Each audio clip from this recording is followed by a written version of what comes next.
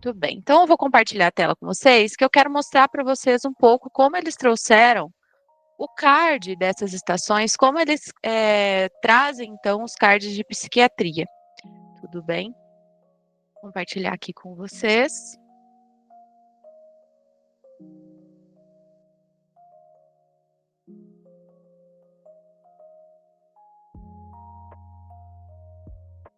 Muito bem. Então, aqui, estamos num card de medicina da família e comunidade, né, área de preventiva, e dizia que você estava numa UBS, você trabalha ali, vai realizar o atendimento, consulta agendada, mulher de 32 anos que se queixa de cansaço intenso e falta de energia. Muito bem. Dentro da psiquiatria, a gente sabe que antes de dar qualquer diagnóstico, então, psiquiátrico, a gente tem que descartar outras doenças clínicas, né? Então, a partir do motivo ali de consulta, você tem que investigar doenças clínicas que podem estar relacionadas com aqueles sinais e sintomas que o paciente se queixa, né? Então, aqui, por exemplo, a gente poderia pensar em algumas situações que a gente tem que pensar aqui com cansaço intenso e falta de energia. Então, a gente tem que pensar, no mínimo, num hipotireoidismo, numa anemia, né? Então, nos próximos 10 minutos, você deveria demonstrar habilidade de comunicação e profissionalismo, acolher adequadamente a demanda da paciente, realizar a abordagem integral da pessoa em seu contexto, estabelecer o diagnóstico, né, explicando as características do quadro clínico. Isso é sempre importante da gente perceber o que o CARD traz. Então, aqui você teria que dizer o diagnóstico e explicar basicamente como chegou, né, os critérios daquele quadro, aliás. E pactuar com a paciente o plano de cuidados, verificar a necessidade de registrar ou notificar o órgão competente. Essa aqui era a estação de burnout, tá? Síndrome de burnout. Então, para vocês entenderem como que acontece no checklist aqui no card de psiquiatria, tá? Então, a gente tem que perguntar sempre, né? Começar pelas patologias clínicas, perguntar se notou que está mais pálida, como está a alimentação, notou queda de cabelo, sensibilidade ao frio, aumento de peso. Então, tudo isso para a gente descartar essas condições. E depois disso, né, com esse motivo de consulta, é muito amplo, né? Então, a gente tem que começar a pensar em depressão, síndrome de burnout, né, que traz esses sintomas que a paciente relatou. Muito bem. A atriz ali na hora da estação, ela ia dizer que está se sentindo com cansaço sem fim, que está com falta de energia, sensação de que está acabada. Muito bem. A pergunta-chave aqui, então, para essa paciente era perguntar se ela percebeu se teve alguma coisa, aconteceu com você, que possa ter desencadeado esse quadro que você está sentindo nesse momento. Essa era a pergunta-chave, porque a paciente ia contar, então, para você que depois da pandemia, né, desde que iniciou a pandemia, ela estava sobrecarregada no trabalho, né? Então, seria realmente ali a pergunta-chave para você perceber que a estação estava querendo ir para o lado do burnout. Então, claro que antes da gente pensar também direto num burnout, a gente tem que perguntar, fazer a anamnese completa do paciente, o contexto em que ela vive. Então, ela mora sozinha, onde ela mora, né? Trabalha com o quê? Faz atividade física, tem momentos de lazer, dorme bem, tudo isso vai influenciar também na patologia que a gente vai pensar mais. Tudo bem. Depois que ela falasse do trabalho, então, você tem que se aprofundar nessa queixa, né? Então, você tem que perguntar tudo sobre o trabalho. Como é o trabalho? Como que é a carga horária do trabalho? Ela tem boa relação ali com os colegas de trabalho? Se ela se sente feliz, né? Se ela sente prazer em trabalhar? Como ela se sente em relação ao trabalho dela? Então, tudo que você pudesse perguntar de trabalho, você tinha que perguntar nesse momento, e a paciente ia te responder muitas coisas que realmente você ia perceber ali que o problema dela realmente era o trabalho. Nesse momento aqui, eu acredito que no momento ali da estação, o aluno, o participante, então, poderia ter uma certa dificuldade em diferenciar, né, se era um burnout ou se era uma depressão. Então, vamos pensar um pouquinho, falar um pouquinho desses dois, tá? Quando a gente fala de depressão, então vamos seguir o que o DSM-5 traz para a gente. Então, antes, o DSM-5 sempre fala que antes a gente tem que descartar doenças clínicas, ok, descartado. Então, quais são os critérios diagnósticos para uma depressão, ou depressão maior, ou depressão, transtorno depressivo maior, enfim, chame como quiser, a mesma coisa, tá? Então, o primeiro é o humor deprimido, maior parte do dia, então tem que perguntar se a paciente está se sentindo mais triste, sentindo um vazio, sentindo sem esperança, diminuição do prazer nas atividades que antes gostava, né, anedonia, então as coisas que ela gostava antes de fazer, se agora ela não gosta mais, não tem mais prazer em realizar nada disso, perda ou ganho de peso sem intenção, insônia ou hipersômnia, fadiga ou perda de energia, né? Sentimento de inutilidade, culpa excessiva, dificuldade na concentração e agitação ou retardo psicomotor. E o pensamento de morte, né? Não necessariamente aqui uma ideação suicida, tá? Às vezes ela pode pensar, tipo, às vezes eu penso que seria melhor morrer, mas não que ela idealize realmente planejar ou pensar realmente em cometer. Muito bem. Desses que eu falei, tem que ter pelo menos 5, tá? Então tem que ter pelo menos 5 desses por pelo menos 2 semanas, sendo que os primeiros 2 é obrigatório ter um ou outro, tá? Então, vamos lembrar os primeiros 2. O humor deprimido, maior parte do dia, e a diminuição do prazer nas atividades que antes gostava, tá? Então, pelo menos um desses tem que ter, e mais 4, tudo bem? E o tempinho mágico, 2 semanas. Muito bem. Quando não atinge, então, 2 semanas, a pessoa tem todos esses sintomas, tudo mais, mas a gente não pode dar o diagnóstico que ainda não faz 2 semanas, então 14 dias ou menos, a gente vai chamar de episódio depressivo, ok? Bom, o INEP, eu até vou mostrar já para vocês aqui esse checklist, mas vocês vão ver que eles não costumam trazer, ou ao menos nessas 2 que eles não trouxeram aqui um tratamento, tá? Eles querem mais que a gente encaminhe o paciente.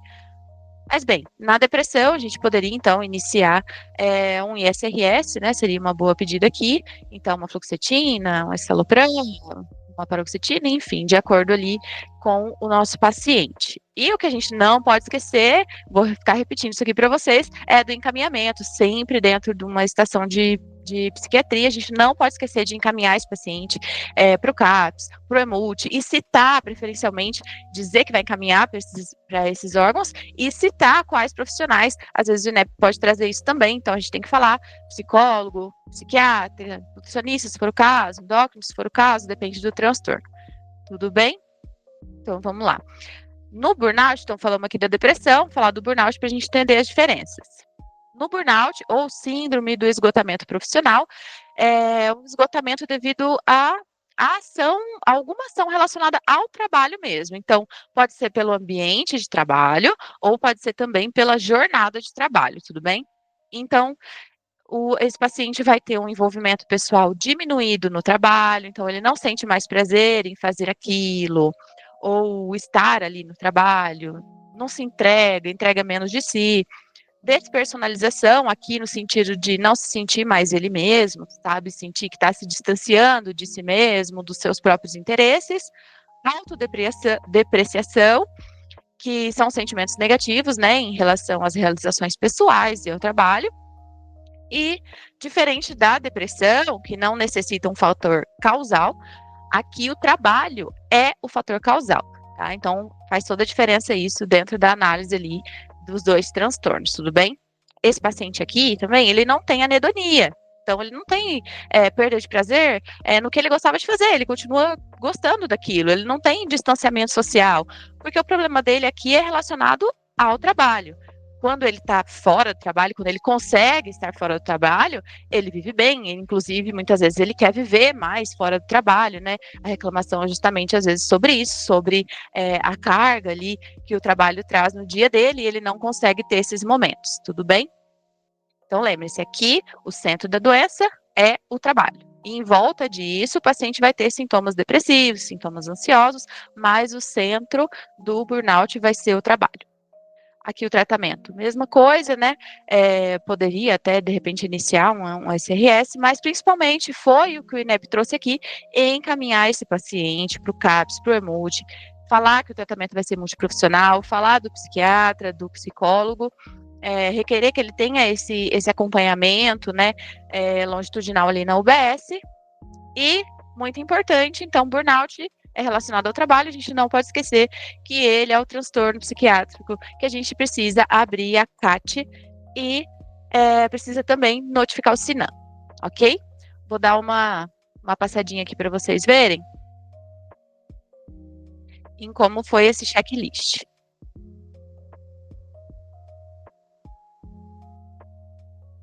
Tô vendo que tem alguém aqui levantando a mão.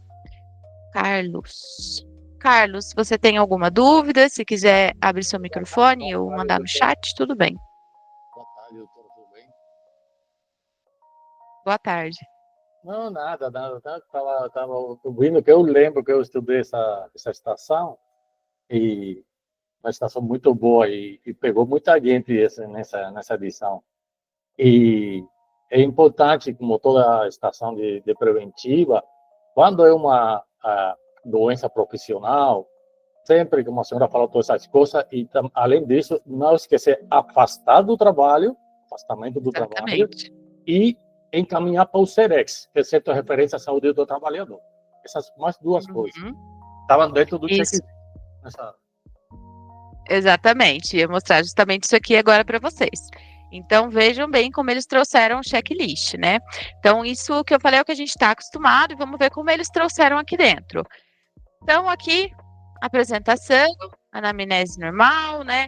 Sempre em preventiva a gente sabe que vai vir aqui o contato visual, a escuta do paciente, né?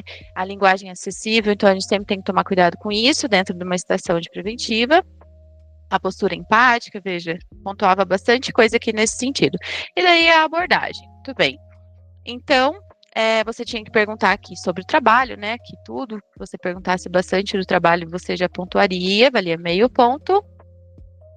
E você tinha que associar, isso ele já pedia lá no começo, né? Então, para dar o seu diagnóstico, você tinha que associar, ali você tinha que dizer que, olha, provavelmente isso que você está sentindo, isso que você vem apresentando, esse quadro, está muito relacionado ao seu trabalho, né? Isso que eles queriam que dissesse aqui. Rede de apoio, né? Então, importante também dentro da psiquiatria, a gente não esquecer de perguntar, o paciente tem rede de apoio, como que é a relação dele com a família, e as características da síndrome de burnout. Então, aqui eles foram bem incisivos, né? Tinha que realmente dizer os critérios, então, exaustão emocional, despersonalização e autodepreciação. Eles queriam que pelo menos citasse essas 3 aqui.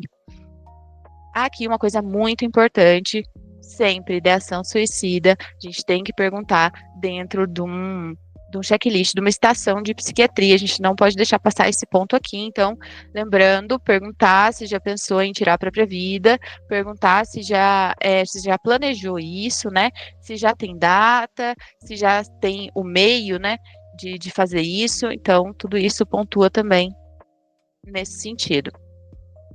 Estabelece que você poderia falar tanto esgotamento mental relacionado ao trabalho, síndrome de burnout, síndrome de esgotamento profissional, enfim.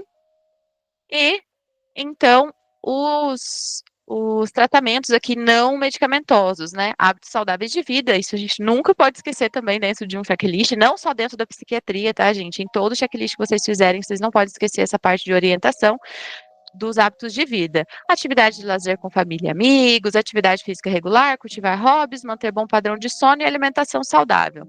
Ok. Então, aqui você tinha que dizer que vai ter acompanhamento do NASP ou do CAPS, né? Aqui do SEREST, como o doutor bem falou. Então, o Centro de Referência em Saúde do Trabalhador, o SEREST, tá? Nesse sentido do burnout, ele é muito importante. Ou equipe multidisciplinar, no caso o EMULT. Então, aqui eles trouxeram, sim, o SEREST, tá? Mas eles consideravam, mesmo que você dissesse só o NASF ou NASF e CAPS, enfim, mais importante lembrar do SEREST, né? Na prova também é importante, mas somente na vida.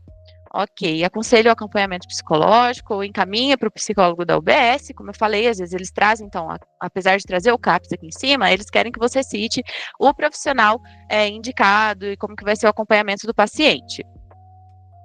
Isso daqui, muito importante, então, em burnout, sempre afastamento do trabalho, você dizer que ele tem esse direito de se afastar do trabalho, tá? Que você vai dar um atestado médico para afastamento do trabalho, e a CAT e o SINAM. Muito bem, então foi assim que eles trouxeram essa estação de psiquiatria, a estação de síndrome de burnout, tá? Então, vejam bem, aqui o que vocês tinham de impresso, exame físico, estava tudo normal, tá? Tudo tranquilo no exame físico, mas eu quero que vocês percebam como que eles trazem o card dessas estações, para quando vocês lerem o card lá na sua prova, vocês pensarem já que pode ser uma estação de psiquiatria, pode ser uma estação diferente. Então, aqui, veja bem, comunicação e profissionalismo, acolher a demanda do paciente, abordagem integral e o diagnóstico. Tudo bem, agora vamos ver de blues puerperal, ou baby blues. Aqui você estava numa ESF e você conta ali com uma equipe multiprofissional, com o NASF, e tem outras 3 ESF nessa UBS, muito bem. Aqui já te trazia o nome da paciente, tudo mais, o motivo da consulta, puerpério. Parto normal, de feto vivo e sadio. Então, não te dizia nada. A paciente relata que acabou de sair da maternidade, hoje é o 5º dia de pós-parto, diz ter sido orientada pelo agente comunitário a procurar atendimento médico. Não trouxe o bebê. Não refere queixas no momento, apenas que está sem energia para fazer nada. Muito bem.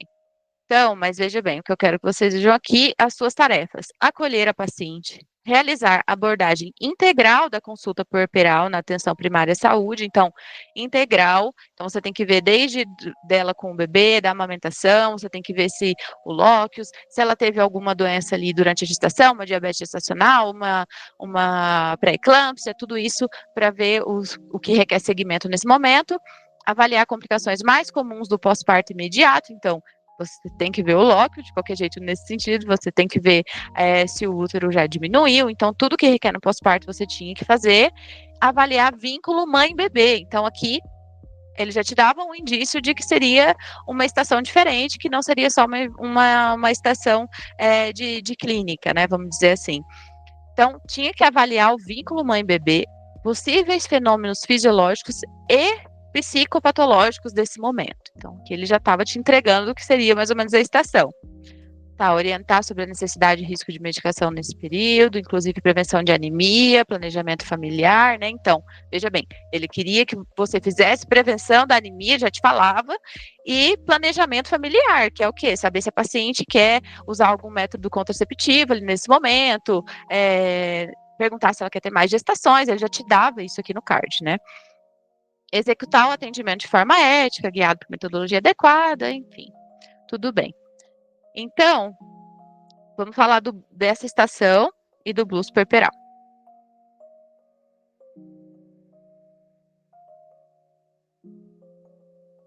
Tudo bem. Então, nessa estação, a gente tinha que começar ali pelas doenças clínicas, né? Então, tinha que perguntar se ela fez o pré-natal, trouxe a caderneta de gestante, para a gente ver, então, se ela teve as doenças que eu disse, alguma doença ali na gestação que justificaria a gente fazer alguma investigação. Vai perguntar se ela tem sentido algum sintoma, dor de cabeça, tontura, dor abdominal, como que tá o sangramento, ainda está sangrando, como tá a cor, se diminuiu, né?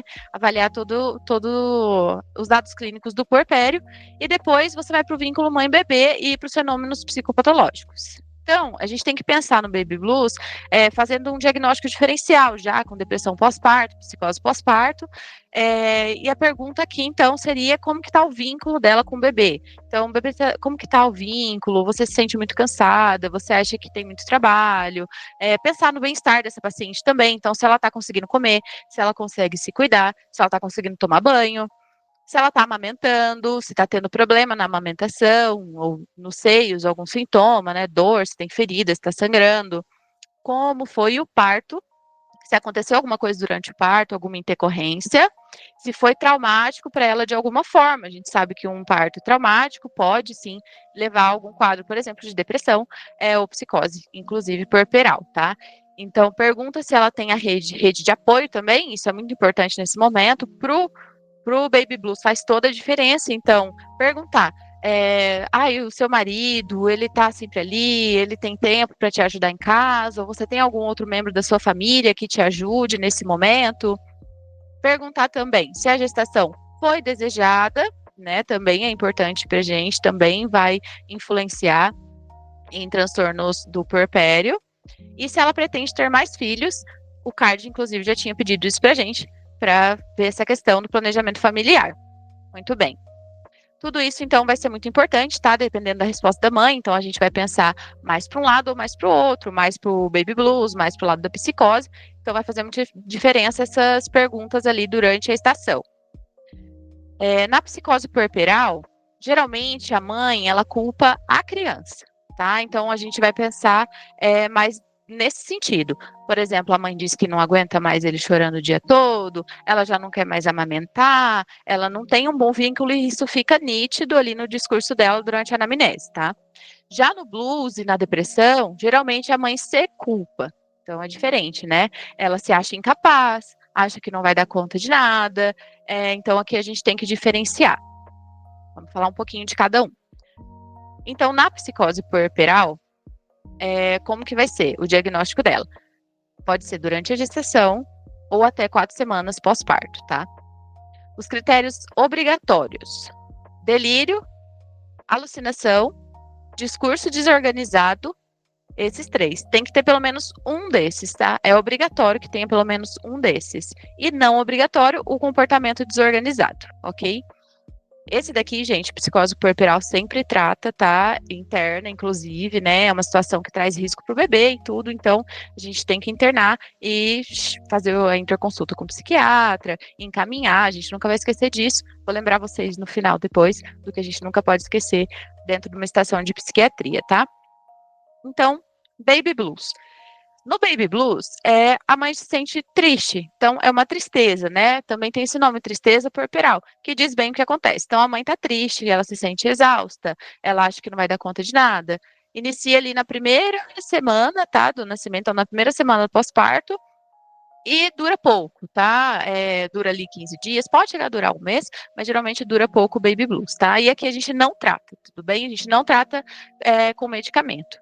A gente pode encaminhar para o psicólogo, tá? E sugerir, então, uma conversa com a família, para que a família ampare, seja rede de apoio nesse momento, para dividir tarefas. Então, o baby blues tem que manejar dessa forma, tudo bem? Na depressão pós-parto. Então, aqui a gente vai ter um sentimento de tristeza. A mãe se culpa porque ela não se sente feliz, por exemplo, com a vinda do filho. Ela acha que ela não está feliz o suficiente com isso, ela não sente prazer em nada. É uma depressão, gente. O DSM, inclusive, ele traz dessa forma, tá? Depressão pós-parto é realmente um episódio depressivo que acontece no pós-parto. Então, vai ter os sintomas de depressão, vai ter anedonia, pode ter ganho ou perda de peso, pode ter alteração do sono, tá? Então, vai ser diferente, vocês percebem que vai ser diferente do blues, porque aqui realmente a mãe tá claramente no episódio depressivo, no blues ela tá só triste, como se fosse uma tristeza fisiológica até, por não dar conta, por achar que é incapaz. Então, esse vai ser o diagnóstico diferencial nesse sentido. E quando a gente estiver falando de depressão pós-parto, a gente vai encaminhar para o psicólogo, a gente vai encaminhar para o ginecologista obstetra, a gente vai encaminhar para o psiquiatra, tá? Muito bem. Então, falamos de depressão, falamos do burnout. Ok, então agora eu queria falar com vocês de outros transtornos comuns que a gente precisa relembrar. Mas antes eu não vi com vocês a checklist, né, de baby blues. Vamos dar uma olhadinha?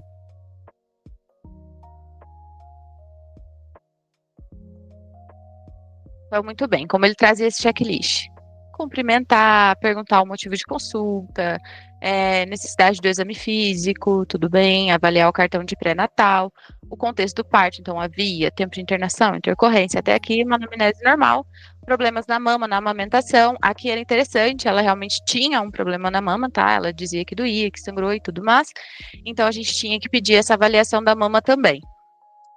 Problemas do lóquio, risco de sangramento vaginal, tudo bem, avaliação dos aspectos emocionais. Então, aqui ele começa mais. Então, avalia os sintomas de gravidade para depressão pós-parto, transtorno psicótico puerperal, afasta esses quadros clínicos, define o diagnóstico de baby blues, tá? Então, realmente, você tinha que perguntar todos os sintomas que levassem ali a você pensar nos 3 diagnósticos, fazer esse diagnóstico diferencial, né? Abranger bastante para chegar no baby blues, e era realmente o que ele queria aqui. Busca identificar o desejo de novas gestações, avalie critérios para indicação do método contraceptivo, né? Então, aqui era um pós-parto, né? Então, a gente tem que relembrar lá os métodos que podem ser usados, mini pílula, ela já estava no quinta semana pós-parto, então, tem que esperar um pouco para fazer o DIU, se for o caso dela, enfim, tinha que ter essa conversa com a paciente também. o hábito intestinal urinário, níveis pressóricos, lacerações vaginais, então tudo que eu falei para vocês. A gente tem que investigar qualquer complicação que ela possa ter de pós-parto e ali durante também o trabalho de parto, tá? Sulfato ferroso, ele já tinha dito que a gente tinha que fazer essa prevenção da anemia. Explica a benignidade do quadro da tristeza puerperal, fala que vai melhorar logo nas próximas 2 semanas. Explica que ela pode utilizar métodos contraceptivos, aqui ele está falando de novo dos contraceptivos. Muito bem. E orienta medidas para a pega correta do mamilo. Aqui você ia ver que a paciente tinha uma fissura, tá? Já eu mostro ali o impresso para vocês do exame físico, mas ela tinha fissura, então você tinha que orientar uma pega correta, incentivar também a amamentação exclusiva até o 6º mês do bebê, tá? Então, aqui também, como outro diagnóstico dela, que veja, a paciente tinha 2 diagnósticos, tinha o baby blues e tinha fissura. Então, a gente tinha que tratar dos 2, né? Então, tinha que falar também da fissura, o que ela pode fazer para melhorar, que inclui a pega e também outras coisas. Muito bem. Propõe cuidado multiprofissional sempre. Questiona sobre dúvidas adicionais, mantém postura ética, etc. Muito bem. Tá, não tem aqui nesse arquivo do INEP o exame físico que eles liberaram, tudo bem. Então, desse jeito foi. Eu achei a Baby Blues, tudo bem que é uma estação um pouco mais antiga, né? A gente sabe que o INEP às vezes muda um pouco, tem mudado o jeito dele de trazer os checklists, essa é de 2020, mas eu achei muito interessante porque no card já dizia praticamente que você tinha que fazer em toda a estação. Então, é uma coisa que a gente tem que estar atento sempre ali nas nossas tarefas, tá? Agora eu quero falar com vocês um pouco de outros transtornos que podem vir a cair. Se a gente for falar de todos aqui, impossível, não? O DSM-5 é gigante e não teria como. Mas a gente tem alguns transtornos que são aí mais comuns, então a gente tem que falar sobre eles para não perder essa chance de pontuar em alguma estação que eles tragam nesse sentido. Então vamos lá. Transtorno de pânico, vamos começar por esse. Então, lembra que aqui o ataque de pânico acontece do nada, é tipo um surto que pode partir também de um estado ansioso, mas a pessoa pode estar se sentindo bem e de repente ter um ataque, tá? Não tem um fator desencadeante, tá? Isso que eu digo de não acontecer do nada. Então, se tivesse ali um fator desencadeante daquele ataque de pânico, a gente vai pensar mais em algum tipo de fobia, tudo bem? Então, vamos lá, os critérios. Então, o que é um ataque de pânico? O DSM traz para a gente os critérios de um ataque de pânico, tá? Então, o ataque de pânico tem palpitação, sudorese, tremores, sensação de falta de ar, sensação de asfixia, dor torácica pode ter, náusea, sensação de tontura, vertigem ou até de desmaio, calafrios, parestesias, desrealização ou despersonalização, tá? Então, a sensação de estar ali fora do próprio corpo ou sensação que as coisas à sua volta não são reais. Medo de perder o controle ou de enlouquecer, tem que ter 4 desses. Então, pelo menos 4 desses que eu disse agora. E tem que estar tendo esses problemas por pelo menos 1 mês. Não é que ele tem que ter várias crises durante 1 mês, não é isso, tá? Ele pode ter tido uma crise apenas há 1 mês, mas depois disso, ele tem que vir se sentindo apreensivo, com medo de enlouquecer, com medo de perder o controle, ou então ele vai evitando sair de casa, evitando situações com medo de ter outro ataque, tudo bem? Se não cumprir, então, essas regras, a gente vai chamar de crise de pânico ou ataque de pânico, tudo bem? Mas não de transtorno. O transtorno do pânico é justamente isso: o paciente tem uma crise e depois disso a vida dele muda completamente, ele fica com medo de ter essa crise de novo, e com que faz que seja realmente algo que interfira muito na qualidade de vida do paciente, tudo bem? O tratamento aqui, lembra que a gente sempre vai encaminhar CAPS, multi, citar os profissionais, mas a gente pode iniciar também algum ISRS, tá? E pode também um benzodiazepínico ali nas primeiras 2 semanas ali, em caso de crise, tudo bem?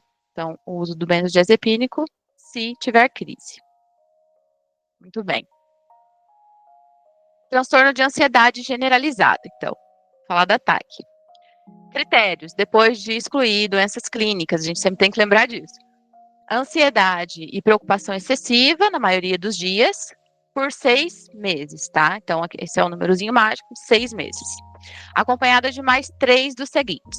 Então, inquietação, fadiga, dificuldade de concentração, irritabilidade, tensão muscular, problemas no sono, tá? Insônia, acorda muitas vezes na noite ou sente que não dorme bem, tudo bem? Então, tem que ter a ansiedade e preocupação excessiva, mais 3 desses, beleza? Por 6 meses. O tratamento aqui, a gente vai sempre encaminhar e também pode iniciar com um ISRS, e também pode aqui um benzodiazepínico, tá? Em caso de crise de ansiedade, então sintomas muito exacerbados, muita palpitação, muita falta de ar, enfim, a gente pode dar o benzodiazepínico ali nas primeiras semanas, que a gente sabe que tem uma janela até que o ISRS inicie ali o seu efeito. Muito bem. Agora, transtornos alimentares, tá? Como a gente vem vivido essa era muito de digital influencer, todas essas coisas, talvez eles possam trazer algo nesse sentido, né, de se comparar, de tentar buscar um padrão de beleza, o que leva muitas vezes a transtornos alimentares, então acho importante a gente falar, pelo menos, os mais frequentes aqui. Muito bem. Anorexia. Anorexia, baixo peso, associem dessa forma, lembrem disso, tá? Então, quais são os critérios? Restrição de ingesta calórica com baixo peso, medo de engordar, perturbação no modo que vê o próprio peso, então ela não enxerga, né, que está muito magra. E aqui o mais clássico é o paciente que não quer comer. Muito bem, mas também pode ter aquele paciente com a forma purgativa que o DCM traz, que é a punição ali após comer. Então, o paciente come às vezes, pode até ter algum episódio de compulsão alimentar, mas ele se pune após comer. Então, pode ser com exercício físico extenuante, pode ser com diurético, com laxante, com enema, com vômito, tudo para tentar não ganhar o peso ali do que ela comeu, tá? Aqui a gente tem classificação também de acordo com a gravidade, vou só dar uma pincelada para a gente entender, e é bom também para a gente gravar que a anorexia tem a ver com o IMC, tá? Então, na leve, a gente tem um IMC maior ou igual a 17, na moderada, um IMC de 16 a 16,9, na grave, 15 a 15,9, e na leve, um IMC menor que 15, aliás, na extrema, na grave, depois na extrema, um IMC menor que 15, tudo bem? Aqui o tratamento vai ser muito amplo, tá, gente? Então, a gente vai ter que encaminhar, assim, para um tratamento multiprofissional, e aqui, além de psicólogo, psiquiatra, a gente também pode precisar de um nutricionista, de um endócrino, tá? Aqui é bem mais amplo o tratamento. Então, pode envolver também antidepressivo ou outros medicamentos, e pode requerer também internação, tá? Na forma ali grave ou extrema, a gente pode ter que internar o paciente para fazer a nutrição, tudo bem? Eu sei que às vezes pode dar uma confundida na cabeça entre anorexia, bulimia e compulsão alimentar. Então, justamente esses 3 que eu quero trazer para vocês para a gente falar da diferença entre eles, tá? Então, bulimia nervosa ou bulimia. O paciente come e se pune. Essa palavra, essa frasezinha aqui, a palavra mágica aqui é essa: come e se pune, tá? Enquanto na anorexia era baixo peso, tudo bem? Então, tá. Então, aqui, quais são os critérios? O paciente vai ter episódio de compulsão alimentar. O que é um episódio de compulsão alimentar? Ingestão de alimento em grande quantidade, num curto período de tempo. Uma quantidade de alimento claramente absurda, tá? Quando comparado, assim, que a maioria das pessoas comeria na mesma situação. Tudo bem? Naquele mesmo tempo também.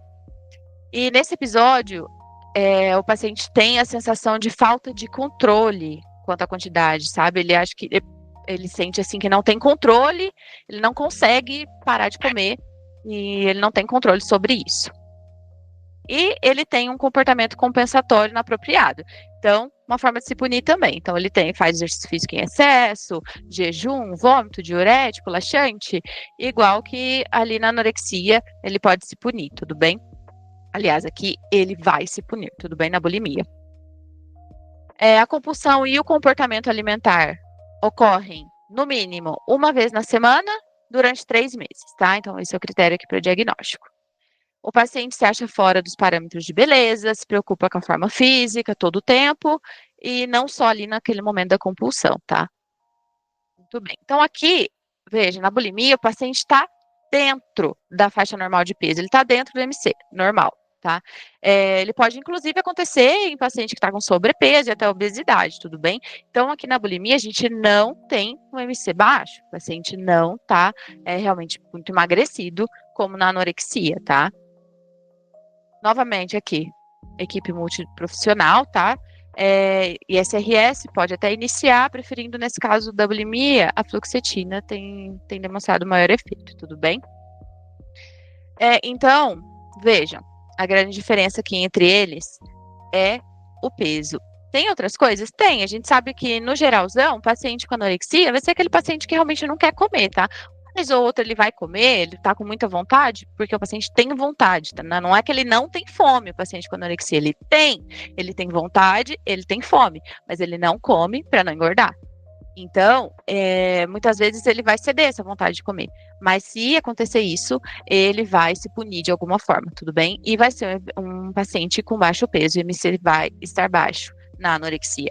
Na bulimia, então, o paciente não tem tanto essa coisa de não comer, tá? Não é a maior queixa, às vezes, da mãe ou de algum familiar aí, não é não comer, tá? O paciente come, mas ele tem episódios de compulsão alimentar. Então, quando ele tem esses episódios, ele se sente culpado pelo tanto que comeu em tão pouco tempo, e daí ele se pune também, tudo bem? Então, esse paciente não vai ser um paciente abaixo do peso, tá?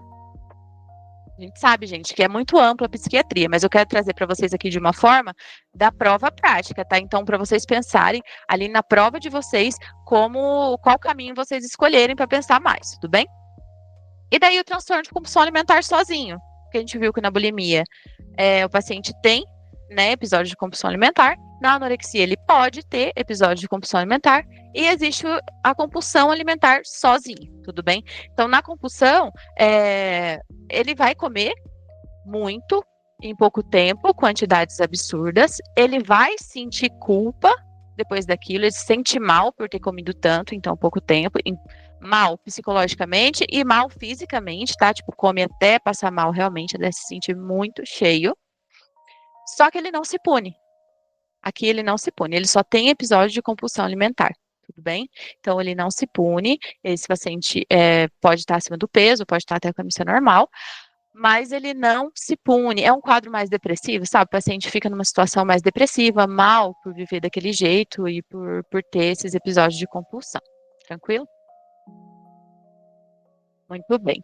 Então, para finalizar, gente, tem coisas que vocês não podem esquecer, então, na estação de psiquiatria. Então, vamos lá. Encaminhar. Não vão esquecer de encaminhar. CAPS, EMULT, melhor ainda se falar os profissionais, tá?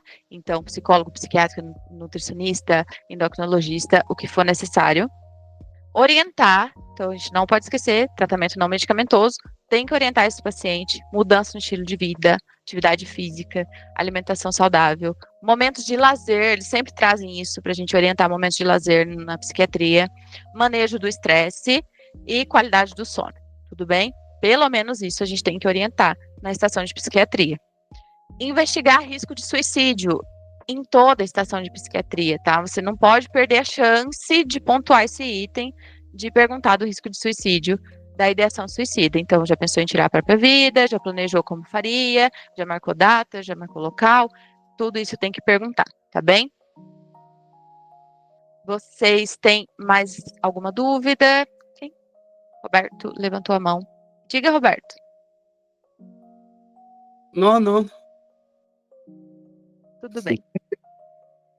Doutora, boa tarde. Eu tenho uma dúvida sobre nos sintomas da depressão. Falou de retardo psicomotor. O que é isso? Não sei o que é isso. Por favor. O que é o retardo psicomotor?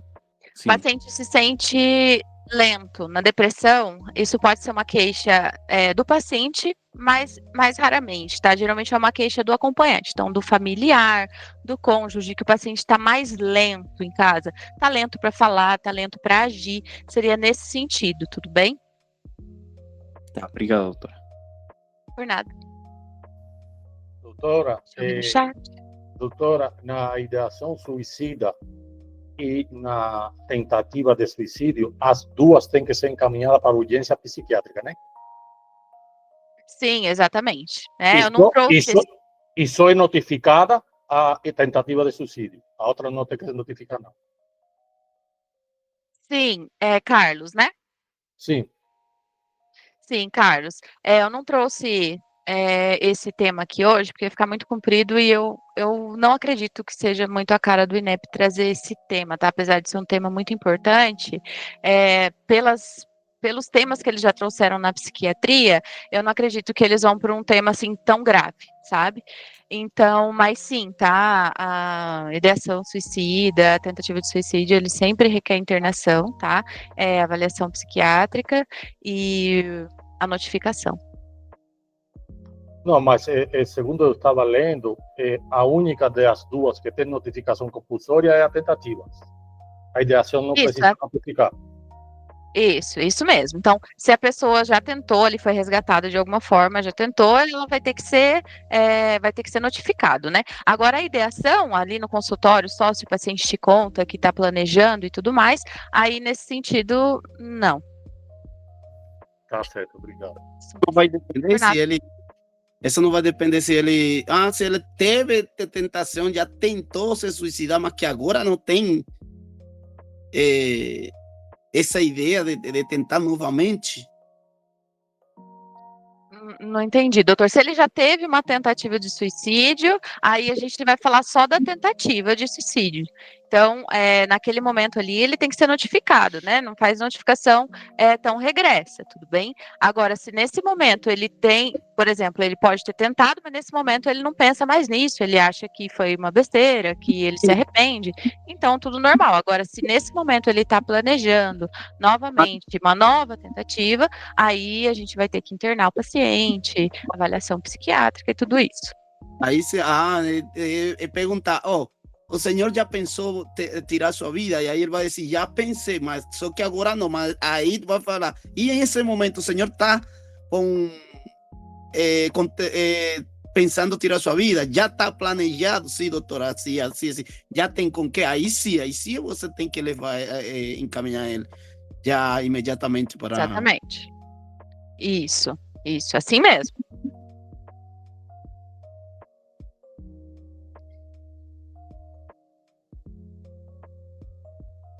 Tiago, doutora, qual doença provoca vômito? Tiago, a gente traz isso, né, de filmes, de coisas que a gente vê, como se encaixasse só em uma doença, mas na verdade o vômito aqui é só uma punição, tá? Então ele pode se encaixar tanto na anorexia quanto na bulimia, tudo bem? É uma forma de punição por ter comido. Tá? Então, pode ser vômito, igual eu falei, pode ser outras coisas também, exercício físico extenuante. Então, antigamente, quando a gente falava de vômitos, falava muito em bulimia, né? Não sei se vocês lembram de pensar assim, mas a bulimia pode não ter vômito, inclusive, ela pode usar de outras formas para se punir, tudo bem? Por nada. Doutora, qual é o medicamento mais usado na anorexia nervosa? Porque eu sei que na bulimia nervosa é a fluoxetina, mas aí não estou lembrado. Então, na anorexia nervosa, eles têm outros, sabe? Pode envolver antidepressivos, mas aqui é um pouco mais complicado. Sim, né? É um nome específico, estou lembrado. Sim, é um pouco mais complicado. Não anotei aqui porque o Revalida não eu queria trazer mais focado para vocês para a prova, e o Revalida não costuma trazer tanto essa questão do tratamento dentro da psiquiatria, tá? Mas é um outro medicamento, tá? Eles usam também antidepressivos, mas é uma combinação, assim, é um pouco mais amplo o tratamento da anorexia, um pouco mais complicado. Mas eu nunca via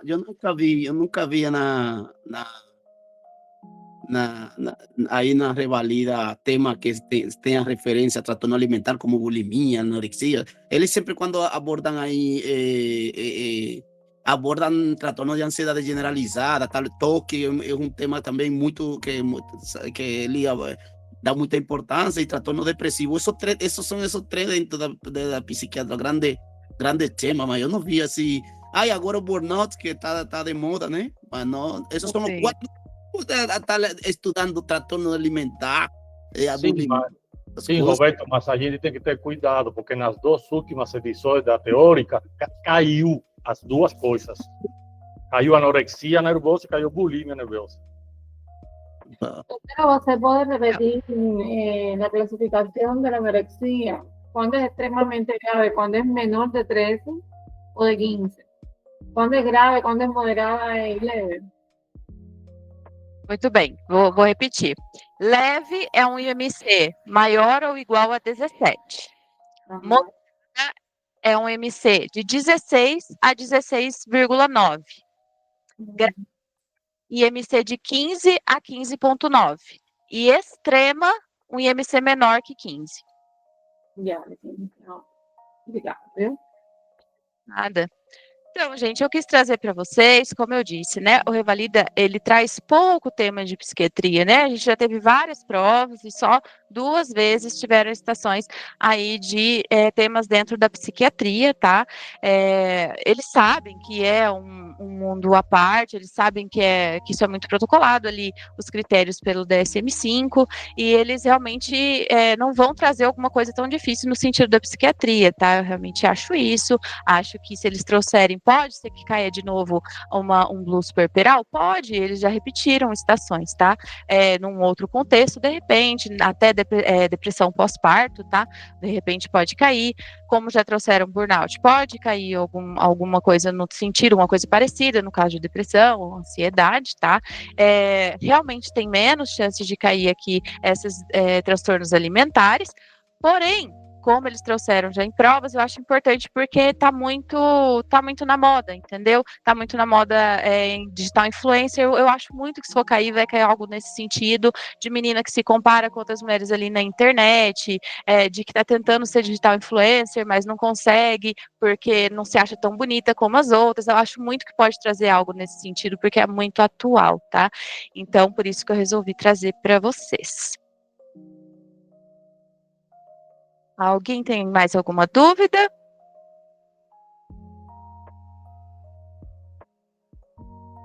Olanzapina, tá? Olanzapina, o que eles estão usando mais na anorexia, tá? Para você ver. Obrigado, era isso mesmo. É bem diferente o tratamento da anorexia, tudo bem? Se eles trouxerem, eles vão pedir para encaminhar, com certeza, mas vocês têm que saber dar o diagnóstico.